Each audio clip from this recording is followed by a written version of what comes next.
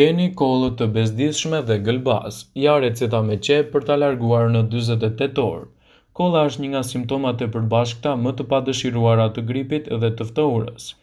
Statistikat tregojnë se të rriturit sëmuren nga e ftohura 2 deri në 4 herë në vit, ndërsa fëmijët nga 6 deri në 10 herë në vit. Sipas të dhënave, ju mund të prekeni nga këto shqetësime vazhdimisht.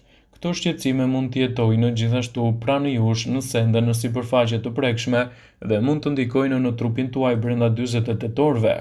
Prandaj, për këto raste, antibiotikët janë krejt të panevojshëm. Ju mund të përgatisni një recetë me xhenxhefil dhe hudhër kundër kollës, gjithashtu edhe një zgjidhje tjetër me përbërjen e qepës. Për këtë do ju duhen 2 lugë gjedhe me xhenxhefil të freskët të grirë hollë, 2 ose 3 thelpi hudhër të coptëzuar, lëngu i 1 qepe, 2 lugë çaji me mjaltë, 2 gota me ujë rreth 500 ml.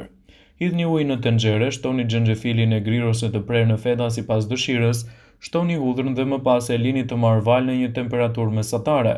Më pas uleni temperaturën, mbyllni kapakun e tenxheres dhe lini përzierjen të ziejë për 5 deri në 8 minuta.